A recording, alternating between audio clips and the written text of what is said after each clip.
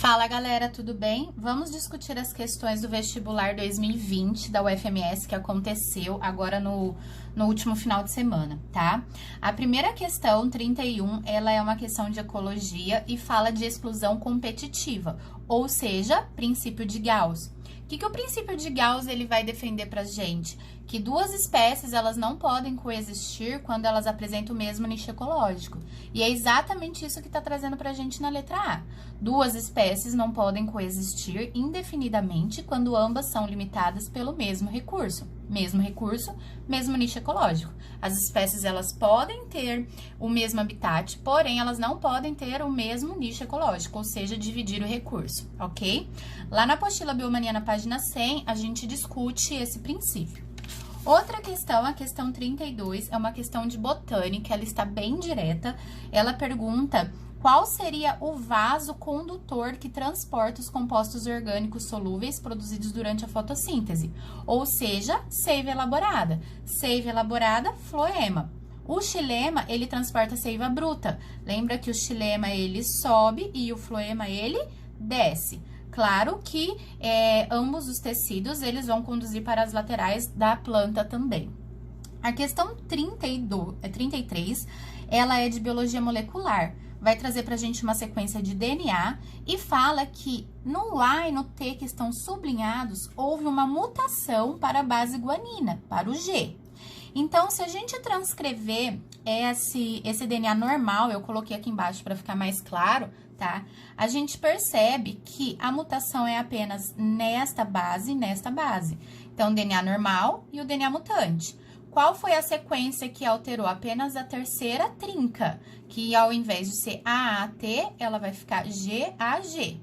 Quando a gente transforma esse DNA para RNA mensageiro, na primeira sequência, esse AAT se transforma em UA. Quando ele é mutante, esse GAG se transforma em CUC. Aí, o que a gente vai fazer com esses códons que a gente transformou em RNA mensageiro? Vamos produzir aminoácido. Aí, a gente olha na tabelinha que o exercício deu pra gente e procura quem é o UA e quem é o CUC. E vejam que o UA e CUC são leucina. Ou seja, mesmo tendo uma mutação de duas bases nitrogenadas, esse DNA ele vai codificar os mesmos aminoácidos e a mesma proteína. Por isso que a resposta é letra C.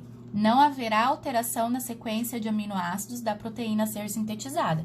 Lembrem-se que nem toda mutação ela vai gerar algo ruim ou ela vai modificar a proteína, justamente porque diferentes combinações podem formar o mesmo aminoácido como houve nessa mutação.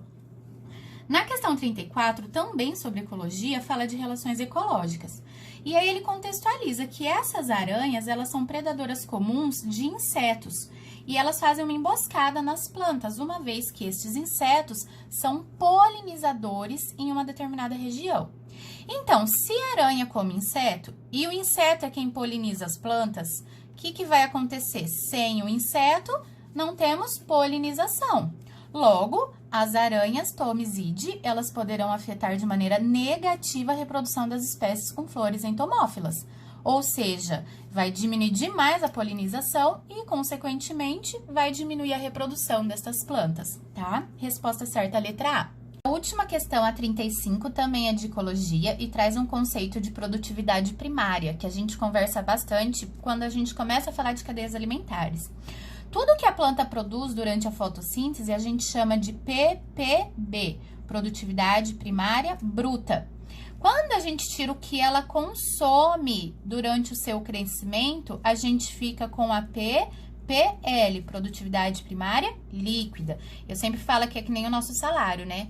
O nosso salário bruto menos os impostos sobre o salário líquido, tá? Então, qual é o conceito de produtividade primária? Seria a taxa na qual a energia solar ou química é capturada e convertida em ligações químicas pela fotossíntese ou quimiossíntese. Ou seja, há uma conversão dessa energia em produtos orgânicos, tá?